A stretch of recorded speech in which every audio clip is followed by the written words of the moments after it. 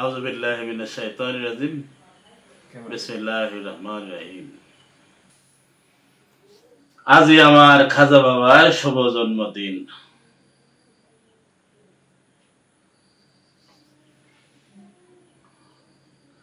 আল্লাহর ওলির সহবতে আইলো রে সুদিন। আজকে খাজা বাবা মুর্শিদপুরি বাবাজানের শুভ আবির্ভাব দিবস। সে উপলক্ষে ঘটনাটি সকলের জন্য আমরা উপস্থাপন করতেছি। ঘটনাটি হলো এই: আলহাজ আইনুদ্দিন আকন্দ, গ্রাম ডালিয়াপাড়া, পোস্ট সারমারা বাজার, থানা বকশীগঞ্জ, জেলা জামালপুর। তিনি খাজা বাবা এনায়েতপুরীর মুরিদ ছিল। তিনি বর্ণনা করেন,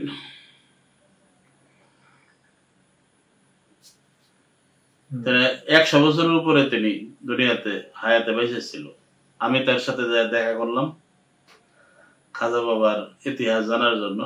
এই বইটা লেখার আগে ওনার সাথে দেখা করলাম। অনেক বিস্তারিত আলোচনা করার পরে তিনি অনেক আলোচনা করার মধ্যে এই কথাটা বললেন। সেটা হলো এই: খাজা বাবা এনায়েতপুরী রহমতুল্লাহ আলাইহ ওফাতের 4-5 বছর আগের ঘটনা। তিনি বললেন যে বাদামি টুলে খাজা বাবা এনায়েতপুরী বসে আছেন। আমরা তিনার বাক জবানের বাণী শুনতেছিলাম। তার মধ্যে যারা ছিল তারা সমেত মুন্সি, সিরাজ ডাক্তার, কসিম পাগলা, জবেদ হাজি, রজব আলী হাজি, মাওলানা ইফাজউদ্দিন খলিফা, আব্বাস খলিফা, নয়ন খা, ইয়াকুব আলী, লতিফ মাস্টার, বশির সর্দার, আরো কতিপয় জাকের ভাই খাজা বাবার সামনে বসা ছিলাম। তিনি বর্ণনা করলেন, তখন সামনে দিয়া আমাদের খাজা বাবা শম্ভু রহমতুল্লাহ আলাইহ এনায়েতপুরীর দ্বিতীয় সাহেবজাদা আল্লামা খাজা সাইফুদ্দিন রহমতুল্লাহ আলাইহ উনি যাইতেছিলেন। এই অবস্থায় খাজা বাবা এনায়েতপুরী ডাক দিয়ে বললেন, বাবা সাইফুদ্দিন শোনো। খাজা বাবা এনায়েতপুরী ডাক শুনে আবু হুজুর শম্ভু রহমতুল্লাহ আলাইহ উনি কাছে গেলেন। তারা মেজো হুজুর ডাকতো, আবু হুজুর মেজো হুজুর ডাকতো। তিনি বললেন যে মেজো হুজুর আমার খাজা বাবা এনায়েতপুরীর কাছে আসলেন। এনায়েতপুরী রহমতুল্লাহ আলাইহ ওনাকে সম্বোধন করে বললেন, বাবা সাইফুদ্দিন, তোমার ঘরে একজন মহাপুরুষ আসবে, তার নামটা আমি রেখে যাই, তাকে আমার দেখা সুযোগ হবে না হয়তো। তার নাম রাখিয়া গেলাম খাজা বদরুদ্দোজা হায়দার। সে আখেরি জামানায় ভারত বাংলাদেশ বাদশাহী করবে। একথা বলার খাজা বাবার মুখে এই কথা শুনে সবাই ফায়েজ দীপ্ত হয়ে গেলেন। তাই আমাদের খাজা বাবা মুর্শিদপুরীর নাম মোবারক খাজা বাবা এনায়েতপুরী রেখে গেছেন। বদরুদ্দোজা শব্দের অর্থ কি? খাজা শব্দের অর্থ তো সম্মানিত। খাজা বদরুদ্দোজা, বদরুদ্দোজা মানে আধার রাতের পূর্ণিমার চাঁদ। আধার রাতের পূর্ণিমার চাঁদ। আমরা মুর্শিদপুরি খাজা বাবা মুর্শিদপুরীর জীবনে কি পাই? যখন সারা মজাবে ফায়েজ শূন্য হয়ে গেল, আবু হুজুর ওফাতের পরে আধার নেমে আইলো, মানে রুহানি ভাবে আমরা আধারের মধ্যে পড়ে গেলাম, অন্ধকারে পড়ে গেলাম। সেই অন্ধকার থেকে তিনি তরিকা প্রচার শুরু করলেন। তিনার ফায়েজ এমন ভাবে সারা বাংলা ভারতে বিকশিত হইতে লাগলো। তার ফায়েজের আকর্ষণে লক্ষ লক্ষ লোক খাজা বাবার কাছে বয়াত গ্রহণ করতে লাগলেন। বিদ্বেষ পোষণ করে শত্রুরাও খাজা বাবার ফায়েজে বেকুল হয়ে কানতে লাগলেন। খাজা বাবা এনায়েতপুরীর পবিত্র যৌবনে যে নাম রেখে গেছেন বদরুদ্দুজা, মানে আধার রাতের পূর্ণিমার চাঁদ, সেই নামের সার্থকতা আমরা পাই বাবাজানের ফায়েজের মাধ্যমে। তা আমরা ভারতে 1996 সালে আবু হুজুর খাজা বাবা ইন্তেকালের পরে বাবাজান ভারতে সফরে গেলেন। আমার বয়স তখন 22 বছর, 23 বছর পড়ছে। আমি তো ওয়াজ করবো এরকম কোনো না, আমার যোগ্যতাই নেই। বাবাজানের নির্দেশ, কি এক অলৌকিক ঘটনা, ফায়েজ আমরা পাইছি সেটা অতুলনীয় ফায়েজ। এত্তেহাদি ফায়েজে মানুষের মুর্দা দিল জিন্দা হয়ে যায়, গুনার পাহাড় ভেঙে যায়। ফায়েজের আকর্ষণে, কারামত ফায়েজের আকর্ষণে লক্ষ লক্ষ লোক খাজা বাবার কাছে বায়াত গ্রহণ করছে। অনেকে হিংসা করে, গীবত গায়, কিন্তু প্রকৃত সত্য যারা বুঝতে পারে তারা খাজা বাবাকে শ্রদ্ধা করে, ভালোবাসে। সেই খাজা বাবাকে নিয়ে আমাদের লেখা একটা গান, আজি আমার খাজা বাবার শুভ জন্মদিন, আল্লাহর ওলির সহবতে আইল রে সুদিন। আমাদের সুদিন কি?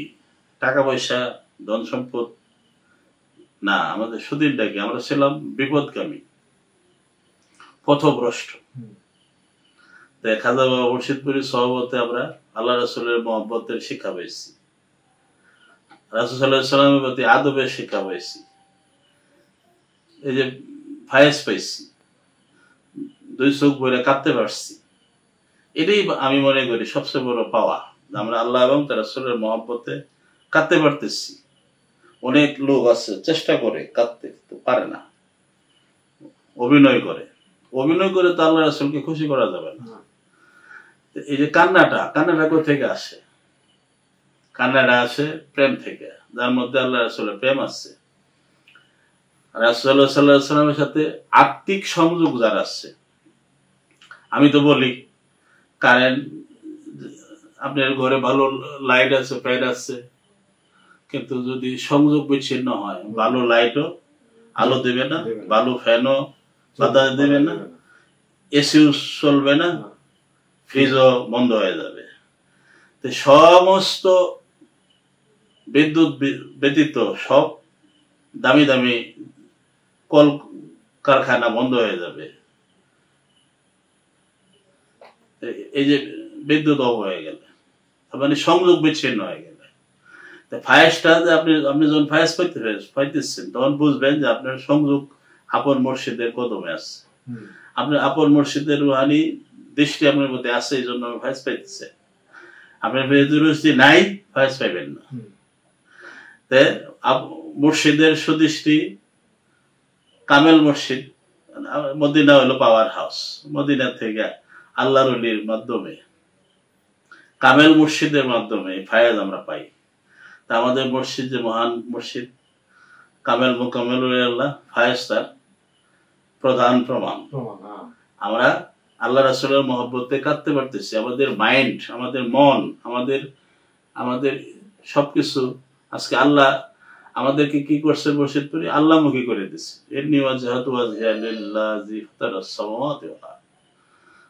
আল্লাহমুখী হওয়া, আল্লাহমুখী, তার মাইন্ডটা আল্লাহমুখী হওয়া, রাসূলের মহব্বত করা, আল্লাহর প্রেমে আপ্লুত হয়ে যাওয়া। তা আজকে খাজা বাবার জন্মদিনে আমরা গৌরবান্বিত। আজকে আমরা গর্ব করে বলতে পারি যে আমরা একজন কামেল মোকাম্মেল ওলি আল্লাহর সান্নিধ্য পেয়েছি, যিনি ত্যাগী, তিনি রাসূলুল্লাহ সাল্লাল্লাহু আলাইহি ওয়াসাল্লামের সুন্নতের উপর অত্যন্ত দৃঢ়, তিনি ভোগ বিলাসিতায় মত্ত না, তিনি এক ওয়াক্ত নামাজ কাজা করে না, তিনি মিথ্যা কথা বলে না, কারো গীবত গায় না। রাসূলুল্লাহ সাল্লাল্লাহু আলাইহি ওয়াসাল্লামের সুন্নত ইন্নাকা লাআলা খুলুকিল আযীম, এই নিশ্চয়ই আমি আপনাকে মহান চরিত্রবান করে গড়ে তুলছি, মেধা বাড়াইছি। সেই মহান চরিত্রের অধিকারী মুর্শিদপুরি। মুর্শিদপুরীর সহবতে একজন লোক যদি কিছুদিন থাকে, সে বুঝতে পারবে যে পরকাল কি জিনিস, আল্লাহ রাসূল কি জিনিস, আল্লাহ রাসূলের প্রেমে কাঁদতে পারাটা কত গৌরবের, আর কাঁদতে না পারাটা যে একটা কি কয় সেটা আমাদের পরাজয়। যে কাঁদতে পারে না আর যে কাঁদতে পারে সে কখনোই সমান না। তাই আশা করা যায় এই কান্নার বদলতে আল্লাহ কি করবে, আমাদের জীবনে সব গুনাহ মাফ করে দিতে পারে আল্লাহ যদি কান্না। এটা আমাদের মুর্শিদের কাছ থেকে আমরা পাইছি। আরো অনেক ইসলামের যে শুদ্ধ আকীদা, আজকে অনেক নামাজ পড়তে রোজা করতেছে মানুষ, শুদ্ধ আকীদা নাই, আকীদা শুদ্ধ না, নবীজি সম্বন্ধে আদব নাই, দাতা বলে। এই শুদ্ধ আকীদা আমরা মুর্শিদ পুরীর কাছ থেকে আমরা শিখতে পারছি। এর জন্য আমাদের আল্লাহর দরবারে জানাই হাজার শুকরিয়া, আলহামদুলিল্লাহ। আমরা শুদ্ধ আকীদা, এই আখিরি জামানায় রাসূলুল্লাহ বলছে হাতে অঙ্গার, জ্বলন্ত অঙ্গার হাতে রাখার চাইতে ঈমান রাখা কঠিন, মানে ফায়েজে কায়েম থাকা কঠিন। তা আল্লাহ মালিকের আমার আপন মুর্শিদের নেক দৃষ্টি বলতে আমরা সেই পথে কায়েম থাকতে চাই। আল্লাহ যেন আমাদেরকে যতদিন দুনিয়াতে রাখে তার হাবিবের মহব্বতে, আল্লাহর ওলিদের মহব্বতে, আদবের মধ্যে আমাদেরকে রাখে। এই আল্লাহ মহান আল্লাহর দরবারে আরাধনা রেখে খাজা বাবার আবির্ভাবের এই দিনে শুকরিয়া আদায় করে আজকের বক্তব্য এখানে শেষ করছি। আসসালামু আলাইকুম ওয়া রাহমাতুল্লাহি ওয়া বারাকাতুহু।